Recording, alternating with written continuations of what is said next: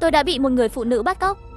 Còn bị cô ta đưa đến một phòng thí nghiệm bỏ hoang. Khi tôi biết được cô ta là vợ của Bạch Cốc An, chủ nhân chiếc nhẫn, tôi liền giúp cô ta và tháo gỡ mọi bí ẩn. Mặc dù thừa nhận cái chết của Lâm Thịnh và Vương Chí đều liên quan đến hắn, nhưng nhiều dấu hiệu cho thấy đằng sau hắn chắc chắn còn có một bàn tay lớn. Nhưng ngay khi tôi chất vấn hắn, đúng là thiên tài, Lục Thần, Vương Phương Phi xem ra ý tưởng để cậu ta hợp tác với chúng ta không thể thực hiện được rồi. Hơn nữa giữ hắn lại còn phải gánh rủi ro. Giải quyết hắn đi, khỏi cần tôi gọi ông là cha. Thưa ngài, không thể làm vậy. Có Lục Thần, chưa đến 1 năm đã có thể bước vào giai đoạn thí nghiệm động vật. Muộn rồi, thuốc này sắp được đưa ra thị trường. Đối với chúng ta cũng vô dụng. Tin mới nhất của đài chúng tôi, để hoàn thành di nguyện của bà Nhuyễn Mạn Lệ lúc sinh thời, con trai bà, Lục Thần, đã công bố công thức điều trị rối loạn tâm thần trên các cổng thông tin lớn, cho mọi người cùng nghiên cứu và thử nghiệm. Hắn còn có giá trị hơn bà Nhuyễn.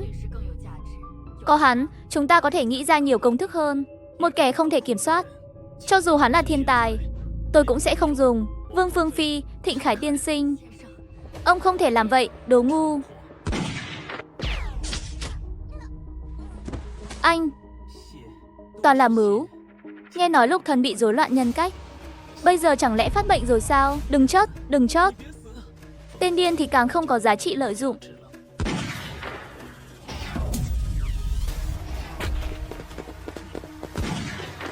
Để tôi tự giới thiệu, tôi tên là Lục Thần. Chuẩn bị xong chưa? Dù ngươi là ai cũng phải chớt. Cách làm cũng khá liều nhỉ, nhưng dùng sún thì chán lắm. Nói đi, vì sao giết người phụ nữ đó? Cô ta biết quá nhiều bí mật. Nếu bị cảnh sát bắt, 15 năm kế hoạch của chúng tôi sẽ đổ sông đổ biển. 15 năm là vì công thức của mẹ tôi sao? Đó là để cống hiến cho nhân loại. Bà ấy cũng tự nguyện. Có lẽ bà ấy tự nguyện, nhưng còn các người thì sao? Một lũ ngụy quân tử muốn kiếm tiền từ thành của nghiên cứu của mẹ tôi. Đúng là đạo đức giả. Lại còn dõng dạc nói là vì nhân loại. Ha ha, vậy bây giờ để ngươi giống như bà ấy, vì nhân loại mà hy sinh bản thân, chắc hẳn ngươi cũng rất vui. Ngươi không thể giết ta là phạm pháp đấy biết không? Lục Thần, dừng tay, chán thật. Nhưng pháp luật sẽ không tha cho ngươi đâu. Cố Trường Phong, ông bị tình nghi giết người và phạm tội thương mại, hiện đã bị bắt.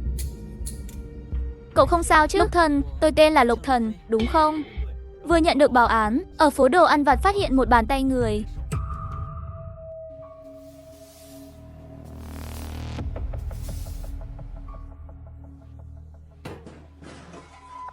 Tay, là tay người.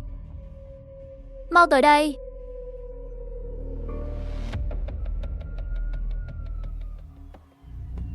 Đội trưởng Nhậm, công nhân vệ sinh khi quét dọn đã phát hiện bàn tay phải này. Sau khi chúng tôi đến hiện trường, lại tìm thấy một tinh hoàn gần đó và một bàn chân trái. Trời đất, đúng là quá tàn nhẫn. Sau khi dùng dao cắt còn đem chiên dầu một lần. Mập, cậu lập tức mang các mô cơ thể này về cục, đối chiếu với dữ liệu, tiếp tục mở rộng phạm 6 tìm kiếm. Rõ, đội trưởng. Lục Thần, cậu nghĩ sao? Tôi cho rằng 3 bộ phận này thuộc cùng một người. Hơn nữa người này có thể vẫn còn sống. Sao cậu biết? Bàn tay và bàn chân đều chỉ có một nửa, chứng tỏ hung thủ cực kỳ căm hận nạn nhân, không muốn để hắn chết ngay lập tức, mà còn cố ý khiến hắn chịu sợ hãi và tra tấn. Ngoài ra hung thủ rất có thể là nam. Sao cậu biết là nam? Có phải anh nghĩ hung thủ cắt bộ phận đó của nạn nhân là vì một nguyên nhân nào đó để trút giận không? Tôi cũng nghĩ như vậy.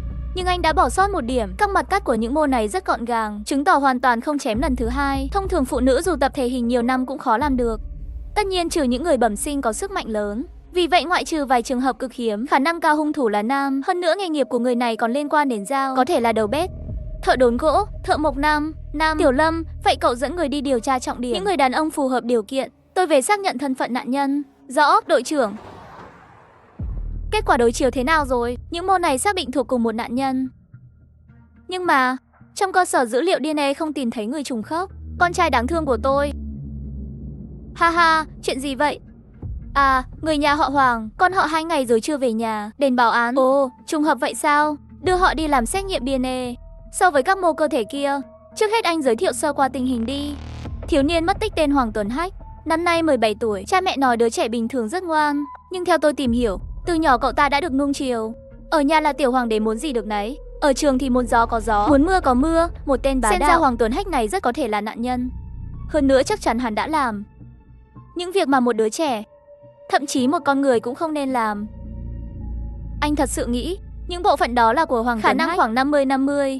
Chờ kết quả xét nghiệm là biết. Đội trưởng, vừa nhận được một bưu kiện đặc biệt, anh đến xem tình hình đi. 10 phút trước phòng bảo vệ nhận được một bưu kiện. Chỉ ghi công an thành phố, không ghi tên người nhận. Bảo vệ định mở ra xem, nếu bên trong có thông tin gì thì tiện gọi người đến nhận. Không ngờ suýt nữa hồn bay phách lạc. Đây là nửa bàn chân. Đem đi xét nghiệm xem có phải cùng một người không. Xem ra hung thủ muốn gây áp lực cho chúng ta. Hắn dùng cách cực đoan này để thúc giục chúng ta nhanh chóng tìm ra sự thật. Không, không. Đừng lại gần tôi. Ha ha ha, hét to hơn nữa đi. Như vậy mới kích thích. Xin anh tha cho tôi được không? He he he, tha cho cô à. Lát nữa sẽ tha thôi. Xin anh, tha cho tôi. Ha ha ha. Ha ha ha ha ha ha. Có muốn anh đầy yêu thương em không? Anh. Hello, đội trưởng đã xác nhận những bộ phận cơ thể bị vứt bỏ thuộc cùng một người. Hơn nữa sau khi đối chiếu DNA với vợ chồng họ Hoàng, xác nhận là quan hệ cha mẹ con. Được rồi, tôi biết rồi. Em học sinh, em có biết Hoàng Tuấn Hách không? À, không, không biết. Những học sinh này đều rất sợ hắn. Này, các anh tìm Hoàng Tuấn Hách làm gì? À, chúng tôi là cảnh sát, muốn tìm hiểu một chút tình hình. Các anh đến bắt Hoàng Tuấn Hách sao? Em gái tôi bị tên khốn đó làm hại. Em học sinh, em đừng khóc. Rốt cuộc chuyện gì xảy ra? Hoàng Tuấn Hách ỷ nhà có tiền, ở trường gần như muốn làm gì thì làm. Hôm đó em gái tôi học lớp 7 đến tìm tôi, đã bị tên khốn đó để ý. Các người muốn làm gì? Ba, họ là cảnh sát. Con gái tôi vẫn chưa thành niên, cảnh sát muốn hỏi cũng phải được chúng tôi đồng ý. Tiểu Trần, về nhà với ba trước. Hoàng Tuấn Hách mất tích rồi, ông biết không? Ha ha, loại cặn bã đó trước đi càng tốt. Ông có thể nói về chuyện của con gái ông không? Không cần, con gái tôi không sao. Xin đừng làm phiền chúng tôi. Đi thôi, theo họ xem sao. Từ Hàm, chúng ta uống thuốc nhé. Uống thuốc xong sẽ đỡ thôi. Các người rốt cuộc muốn làm gì? Nghe nói con gái ông đã bị. Đừng lại gần. Tôi nghe lời. Từ Hàm, đừng sợ, họ là cảnh sát. Cháu là người xấu, sao lại thành ra thế này? Đã 8 tháng rồi, con gái tôi ngày nào cũng sống trong sợ hãi. Nếu không nghĩ đến tương lai của con bé, tôi thật muốn lột ra tên khốn đó. Tôi quen vài nhà tâm lý học hàng đầu trong nước, có lẽ họ có thể giúp Từ Hàm hồi phục. Lát nữa tôi sẽ giúp ông liên hệ. Thật sao? Cảm ơn. Cảm ơn anh, nhưng điều quan trọng nhất bây giờ là tìm được Hoàng Tuấn Hách bị bắt cóc. Hung thủ đã cắt 3 bộ phận cơ thể của hắn, nhưng chỉ khi hắn còn sống mới có thể chịu sự trừng phạt của pháp luật. Ông thấy đúng không? Anh có ý gì? Dù tôi cũng hận hắn, nhưng chuyện phạm pháp tôi không thể làm. Nếu tôi xảy ra chuyện thì họ phải làm sao? Vậy lúc đầu vì sao các ông không báo cảnh sát? Ba tôi vừa định báo cảnh sát thì cha mẹ Hoàng Tuấn Hách đã đến nhà ngăn cản. Cút ra ngoài, cứ báo cảnh sát đi. Tiểu Hách còn chưa thành niên, cùng lắm vào trại giáo dưỡng 2 năm, ra ngoài cũng mới 20 tuổi. Nhưng còn con gái các người thì sao? Chỉ cần các người không báo cảnh sát, tôi đưa 500.000, dù sao cũng là con trai tôi sai trước. Con trai tôi có thể chấp nhận trừng phạt của pháp luật, nhưng con gái các người sau này còn dám gặp ai không? Thì khó nói lắm. Cha tôi bị họ chọc trúng nỗi đau, nghĩ đến tương lai của em gái nên không báo án. Nhưng chúng tôi cũng không nhận tiền bẩn của họ Hoàng. Chính vì nắm được tâm lý này của các người, nên Hoàng Tuấn Hách mới càng ngang ngược. Đến đồn cảnh sát lập án đi. Thôi bỏ đi, Hoàng Tuấn Hách chưa thành niên. Dù chúng tôi có lập án, hắn cũng không chịu trừng phạt xứng đáng. Tôi lấy thân phận cảnh sát đảm bảo, dù Hoàng Tuấn Hách sống hay chết, cha mẹ hắn cũng sẽ chịu trừng phạt thích đáng.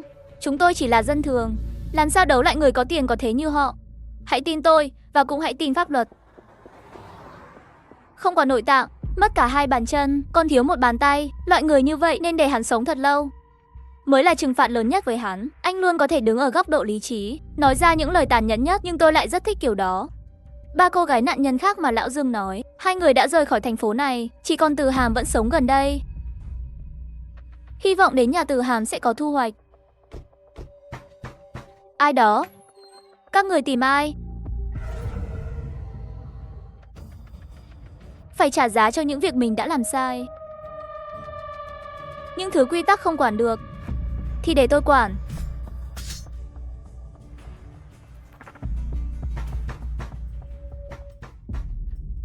Các người tìm ai? Cảnh sát, muốn tìm Từ Hàm hỏi chút tình hình. Ông là cha của Từ Hàm phải không? Hoàng Tuấn Hách. Hắn mất tích rồi, chết đi càng tốt. Chuyện của Từ Hàm, chúng tôi rất cảm thông. Đây là một nhà tâm lý học, có lẽ có thể giúp con gái ông. Được rồi, vào đi. Xin lỗi, nhà hơi bừa bộn. Mộc Mộc, những người này là cảnh sát. Họ nói Hoàng Tuấn Hách tên cặn bã đó mất tích rồi. Con có vui không? Được rồi, được rồi. Ba không nói nữa. Ông Mục, một nạn nhân có cùng hoàn cảnh với con gái ông. Gia đình họ đã lập án. Tôi hy vọng ông cũng có thể tố cáo Hoàng Tuấn Hách. Mọi thứ đều xong rồi. Các anh cũng thấy rồi. Lập án đối với chúng tôi có ích gì đâu.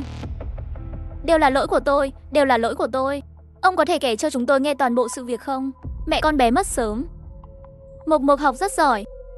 Ước mơ là thi vào học viện mỹ thuật. Ai ngờ lại xảy ra chuyện như vậy. Một đêm tháng 5 Từ Hàm trở về. Tâm trạng đã có chút bất thường. Con bé đang tuổi dậy thì. Tôi là đàn ông cũng khó can thiệp quá nhiều, nên không để ý lắm. Ai ngờ ngày hôm sau, Từ Hàm phải đi học rồi. Từ Hàm. Từ Hàm, khi tôi đá cửa phòng ra thì thấy con bé nằm trong vũng bướu, mặt tái nhợt, cơ thể gần như cứng lại. Bác sĩ nói chỉ cần phát hiện muộn thêm 10 phút, Mộc Mộc đã không còn nữa. Vậy lúc đó sao ông không báo cảnh sát? Tôi vừa làm xong thủ tục nhập viện cho Mộc Mộc, còn chưa kịp hỏi rõ, cha mẹ tên xúc sinh đó đã tới. Sau khi nói rõ tình hình với tôi, họ bắt đầu cầu xin cho Hoàng Tuấn Hách, hứa toàn bộ chi phí chữa trị sau này họ sẽ trả. Khi đó Từ Hàm có thể mất mạng bất cứ lúc nào. Trong tay tôi cũng không có tiền tiết kiệm, chỉ có thể thỏa hiệp. Các anh nói xem tôi phải làm sao? Hoàng Tuấn Hách chưa thành niên, nếu tôi báo án, có khi ngay cả con gái cũng không giữ được. Xin lỗi, tôi hiểu tâm trạng của ông. Như vậy, sau khi trở về chúng tôi sẽ nghiên cứu một phương án, hy vọng vừa trừng phạt Hoàng Tuấn Hách, vừa cho Từ Hàm được điều trị tốt hơn. Bắt được Hoàng Tuấn Hách, thật sự không thể kết án sao? Đến nay đúng là chưa có tiền lệ. Chưa có tiền lệ. Vậy thì để hắn trở thành tiền lệ. Tất cả luật pháp đều được từng bước hoàn thiện. Trước tiên hãy đột phá từ cha mẹ Hoàng Tuấn Hách. Đội trưởng Nhậm, có tin tức của Tiểu Hoàng rồi sao? Nếu nó xảy ra chuyện gì, cơ nghiệp chúng tôi gây dựng cho nó phải làm sao? Ông Hoàng, bà Hoàng, về Hoàng Tuấn Hách, chúng tôi cần hiểu rõ hơn, để thuận tiện cho điều tra sau này. Tiểu Hoàng nhà tôi là đứa trẻ vừa giỏi vừa ngoan, từ trước đến nay rất ngoan. Hãy nói về chuyện con trai ông cưỡng bức Dương Từ Hàm và Từ Hàm đi. Đội trưởng Nhậm, anh nói gì vậy? Tiểu Hoàng nhà tôi sao có thể làm chuyện đó? Đây là lời khai của gia đình nạn nhân. Đội trưởng Nhậm, anh có ý gì? Những chuyện Tiểu Hoàng nhà tôi chưa làm lại đổ lên đầu nó. Tùy tiện tìm lý do muốn kết tội. Đây là việc cảnh sát nên làm sao? Đúng là quay lại cắn ngược. Nội tạng của Hoàng Tuấn Hách đã gửi đến cục cảnh sát rồi. Các người còn không khai thật sao? Tiểu Hoàng đâu? Tiểu Hoàng bây giờ ở đâu? Hiện vẫn chưa tìm thấy, nhưng nó còn sống hay không thì phụ thuộc các người cung cấp bao nhiêu manh mối. Nhưng những gì chúng tôi biết đều đã nói. Xem ra các người đối với Hoàng Tuấn Hách có chót hay không cũng chẳng quan tâm. Cũng đúng, dù có cứu về cũng chỉ nuôi một phế nhân thôi đúng không? Con trai tổng giám đốc Hoàng lại làm ra chuyện suy đồi đạo đức như vậy, không biết truyền ra ngoài có ảnh hưởng đến giá cổ phiếu công ty ông không? Hoàng gia nhất định cần một người thừa kế. Hoàng Tuấn Hách em là không được rồi, nhưng ông Hoàng còn trẻ khỏe, sinh thêm một đứa chắc cũng không khó. Bà xã, tôi thấy cảnh sát nói đúng. Tiểu Hoàng nên chịu trách nhiệm cho lỗi lầm của mình. Đợi nó cải tạo xong, để em trai em gái chăm sóc nó cả đời là được. Đúng vậy, theo nguyên tắc tự chịu trách nhiệm về tội lỗi, người giám hộ không chịu trách nhiệm pháp lý. Nhưng nếu các người cứ bao che Hoàng Tuấn Hách thì chưa chắc đâu. Được, chúng tôi nói chúng tôi khai. Cảnh sát, chúng tôi khi nào có thể đi? Đi em là không đi được. Ý anh là gì?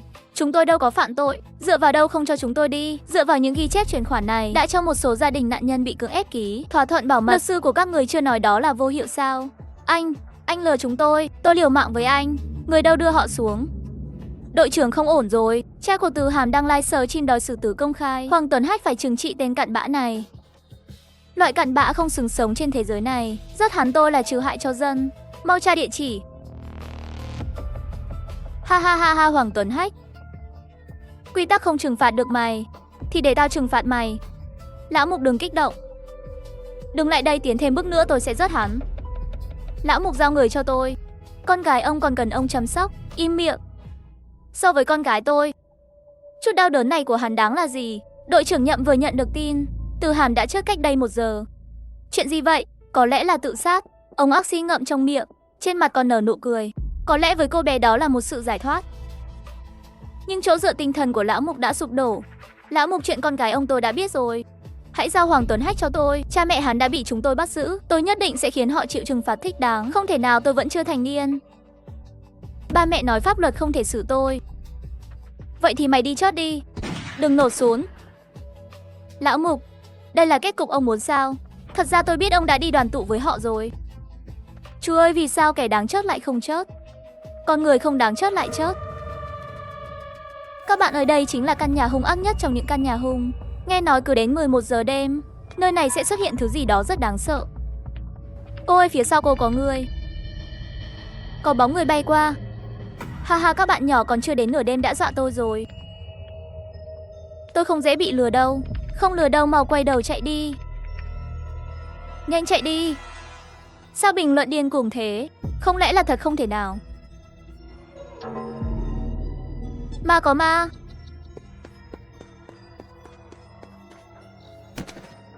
Nhanh gọi điện. Đáng sợ quá, chẳng lẽ thật sự gặp ma rồi? Địa chỉ là nhà cổ 105 ở Tào huyện đúng không? Tôi đã gọi 120 rồi, tôi cũng báo 110 rồi. Chú ơi, chú không sao chứ? Ông ấy đang live stream. Chào đội Nhậm, cảm ơn anh đã dẫn người tới hỗ trợ. Chào đội trưởng Tào, nói tình hình đi. Đây đã là người thứ 5 chớt ở cùng vị trí trong nhà họ Tào. Trước đó 4 người đều chớt vì bệnh tim cấp tính. Nhưng thực ra họ đều không có tiền sử bệnh tim, cuối cùng đều bị kết luận là tai nạn. Xem ra đúng là sốc tim cấp tính. Nhưng nếu chỉ bị dạo, tim của người bình thường vẫn chịu được, trừ khi trái tim trước đó đã bị thứ khác kích thích. Ý anh là thật sự có lệ quỷ. Thôi đi, lại xem phim kinh dị phải không? Theo tôi thì chỉ là tim người này có vấn đề. Có ma cũng là ma do người tạo ra. Chủ căn nhà này đâu? Đây là Tào Minh Lượng, hiện đang trông coi nơi này. Tôi là cháu của chủ nhà, bậc trưởng bối đều ra nước ngoài rồi. Nhà họ Tào trước kia từng có Trạng Nguyên, nhưng đến đời chúng tôi chỉ còn căn nhà 500 m² này. 6 cột của ngôi nhà cũ đều làm bằng gỗ kim ti nam. Vì thế tôi giúp trông coi những cột gỗ kim ti nam này. Vậy ở đây chắc có camera giám sát chứ? Có, nhưng trong camera chỉ thấy hắn leo tường vào, ngoài ra không quay được gì khác. Được, trước tiên về cục huyện. Hồ sơ cũ và camera.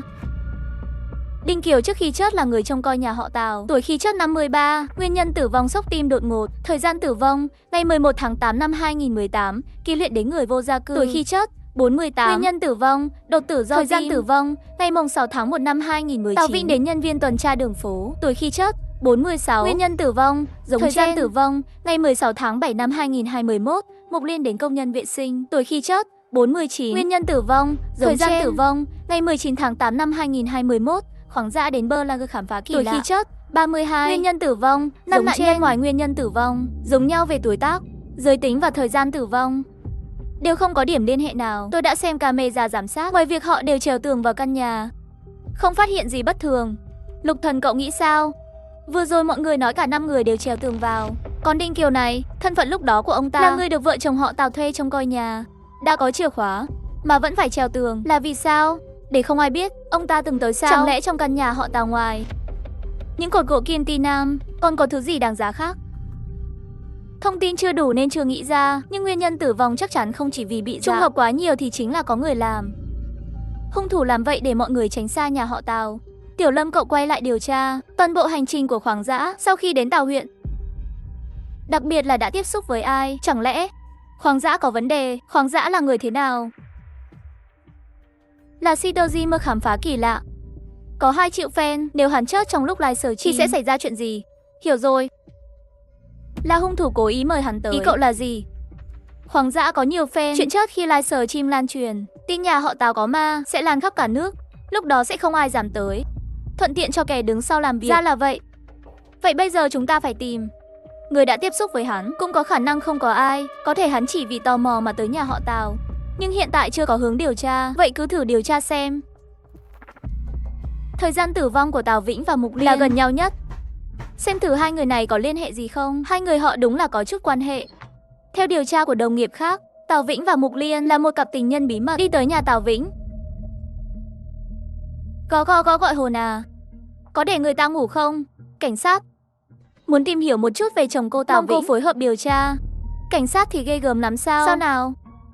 Người đã thành tro rồi, các anh còn làm hắn sống lại được à? Cô biết Mục Liên chứ? Hắn và chồng cô có quan hệ gì? Hư tình nhân chứ gì? Tào Vĩnh mới chết có 1 tháng, hắn đã vội đi theo rồi. Loại tình nhân như vậy đúng là hiếm thấy.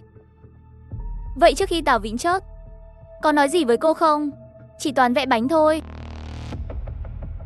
Nói sắp phát tài rồi, sẽ mua căn hộ lớn cho hai mẹ con tôi, cho con trai học trường quốc tế. Tên khốn đó chỉ biết lừa tôi. Hắn nói khi nào? Khoảng 1 tuần trước khi chớp. Còn gì nữa không? Không thì tôi đi ngủ tiếp. Nghe nói con trai cô học rất giỏi. Cầm chút tiền này, bồi bổ cho cháu. Tiền này tôi không thể nhận, cứ nhận đi. Không lâu sau thì xảy ra chuyện. Cái này có ích không? Ồ, rất có ích. Vậy anh ta có biểu hiện gì bất thường không? Mấy ngày trước khi chớp buổi tối ngủ anh ta đều cười. Tôi hỏi anh ta cười cái gì? Anh ta nói mình sắp phát tài rồi. Ngoài ra không nói gì nữa. Phát tài sao? Ngoài chuyện này không còn gì bất thường nữa à? Không còn gì khác. Nhưng mọi người đều nói là hồn ma của Tào Vĩnh trong căn nhà đã rớt họ. Tào Vĩnh là ai? Anh ta là người thừa kế đời này của nhà họ Tào. Nhưng 6 năm trước đột nhiên chết một cách khó hiểu. Sau đó có người nói Tào Vĩnh bị chính chú của mình hại chết. Nhưng không có chứng cứ. Gia đình chú của anh ta không muốn ở lại nơi đau lòng này, nên đã di cư ra nước ngoài. Được rồi, có vấn đề chúng tôi sẽ quay lại tìm cô. Nhà tâm lý học đúng là khác thật. Lúc thần chỉ đơn giản vậy đã lấy được thông tin cần. Ha ha. Rõ ràng Tào Vĩnh đối xử với cô ta không tốt, cho nên chỉ một chút quan tâm cũng khiến cô ta cảm động. Về rồi à đội trưởng? Tôi tra được Khoáng Dã đăng ký đi Tào huyện bằng tu du lịch. Nhưng mấy ngày đó anh ta hoàn toàn không giống đi du lịch, mà giống như đi thăm dò địa điểm. Mỗi khi đến một điểm tham quan, anh ta đều cách xa hướng dẫn viên, chỉ chú ý đến các con kênh xung quanh. Sau khi vào Tào Trạch, người khác chỉ đi xem qua loa, còn anh ta thì sờ hết cả 6 cây cột gỗ Kim Ti Nam, cánh nước, sơ cột. Anh ta đăng ký tu nào? Hướng dẫn viên của đoàn đó chính là Tào Minh Lượng. Không phải là đoàn của anh ta chứ? Nếu đi theo đường kênh thì ngồi thuyền có thể tới thẳng cửa sau Tào Trạch. Ồ, vậy cửa sau có camera không? Có, nhưng camera có điểm mù. Vậy nghĩa là con ma đó hoàn toàn có thể tránh camera. Ra vào Tào Trạch bằng đường thủy đúng không? Hơn nữa con ma này còn rất quen thuộc với Tào Trạch. Điều tra Tào Minh Lượng. Đúng rồi đội trưởng Tào, nguyên nhân cái chết của Tào Vĩnh là gì? Tào Vĩnh chết vì phát bệnh tim. Sau khi chạy bộ về nhà thì đột ngột tử vong. Cha của Tào Minh Lượng là chú của Tào Vĩnh sao? Người này có gì bất thường không? Đúng vậy, chỉ nghe nói ông ta bị suy tim. Ngoài ra không nghe gì bất thường. Thuốc điều trị suy tim nếu trộn với sữa sẽ gây rối loạn nhịp tim, chẳng lẽ là vậy? Lúc chạy bộ xong Tào Vĩnh có uống sữa không? Hình như là có. Nhưng lúc đó gia đình không yêu cầu khám nghiệm tử thi. Tôi hiểu rồi, hung thủ dùng thuốc tạo ra phản ứng sinh lý, rồi dùng ma tạo cú sốc tâm lý, 2 tầng gây chớp mà không để lại dấu vết. Ý cậu là Tào Vĩnh cũng bị rớt. Hung thủ đã rớt 6 người, hơn nữa còn liên quan tới mấy cây cột kia. Các cậu đã biết hung thủ là ai rồi sao? Chuỗi chứng cứ chưa hoàn chỉnh, vẫn chưa thể xác định. Tối nay chúng ta đi xem mấy cây cột đó. Ngoài việc là gỗ Kim Ti Nam, rốt cuộc còn bí mật gì? Chúng ta cũng phải trèo tường à? Ha ha, đúng vậy. Đi thôi. Các người là ai? Ôi trời, là người à, làm anh sợ chết khiếp. Anh tôi cũng bị anh dọa giật mình. Các người không phải fan của Khoáng Dã chứ? Ô, anh trai này nhìn là biết rất thông minh. Ha ha, chúng tôi là cảnh sát. Các cô tới đây làm gì? Anh ấy chót rồi. Chúng tôi tận mắt thấy anh ấy chót, cho nên chúng tôi muốn tìm con ma hại anh ấy để báo thù cho ảnh. Nếu các cô thật sự muốn báo thù cho Khoáng Dã thì giúp tôi một việc được không? Dù anh rất đẹp trai, nhưng cũng không thể yêu cầu quá đáng đâu nha. Là tối mai. Các cô hãy cùng chúng tôi diễn một vở kịch ở đây, đừng nghĩ nhiều. Hừ, vậy thì không vấn đề. Chúng tôi sẵn sàng phối hợp. Vậy trước tiên để người này đưa các cô ra từ cửa sau. Chúng tôi còn có việc quan trọng phải làm. Vậy bọn tôi đi trước nhé. Soái ca. Đúng là fan của Peter Jimerson, chuyện lạ thật lớn. Ha ha, đi thôi. Chúng ta vào xem thử.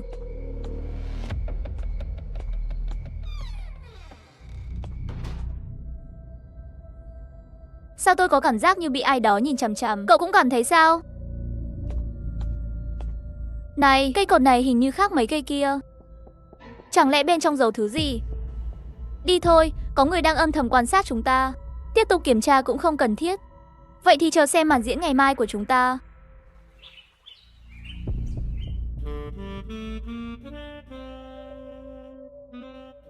Ồ đội trưởng, anh chuẩn bị chụp ảnh à? Ha ha. Cục du lịch mời người tới quay video quảng bá cho Tào huyện. Tào Trạch rất nổi tiếng, nên cũng được đưa vào kế hoạch. À đúng rồi, đạo diễn này cứ nói Tào Trạch có 6 oán hồn, phải trừ hết mới quay được, nên tối nay họ chuẩn bị làm lễ trừ tà. Như vậy cũng tốt, coi như giải được tâm bệnh của bác trai bác gái. Vậy tôi đi đón đoàn đây, anh cứ bận việc. Hum, vở kịch hay sắp bắt đầu rồi. Chúng ta dùng tài khoản của anh Dã để livestream sao? Đúng vậy, lát nữa cô chỉ cần nói theo những gì tôi dạy. Được rồi, bắt đầu. Các anh em, hôm nay là buổi live stream cuối cùng của anh Dã. Tối nay, chúng ta sẽ nói về bí ẩn ngọc quỷ của anh Dã. Tào Trạch ở Tào huyện có lịch sử hơn 300 năm. Gia tộc họ Tào lập đất sinh sống, qua nhiều đời tích lũy. Cuối cùng xuất hiện một vị tể tướng, nhưng vị tể tướng này rất mê quyền lực. Để củng cố quyền lực, không tiếc phạm tội lớn, mang gỗ kim ti nam của hoàng gia về dựng trong nhà, để gia tộc tồn tại mãi không suy. Vị tể tướng còn lợi dụng cơ hội, lấy được một bảo vật vô giá, cất giấu trong phủ, để tránh hậu nhân quên truyền thừa. Ông còn để lại dấu hiệu. Đúng vậy, chính là hàng chữ nhỏ này đến trong cuộc có bảo vật. Ok tiểu ba, như vậy là được rồi chứ? Đúng rồi, vất vả cho mọi người, có thể đi nghỉ. Những người khác lập tức tới vị trí đã định. Rõ.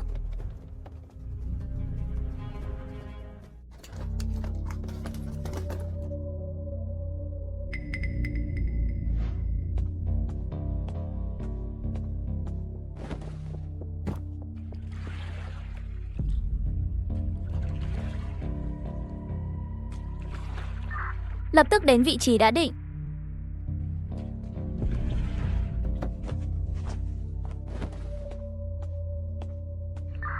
$9.527 báo cáo, mục tiêu đã xuất hiện. Đã nhận, tiếp tục theo dõi.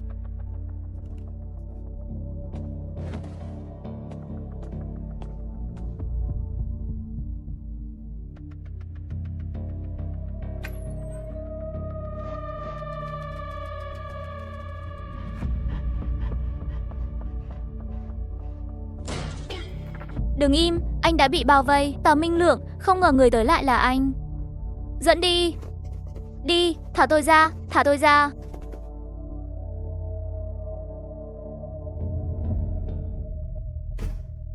Tào Minh Lượng, rốt cuộc anh có khai không?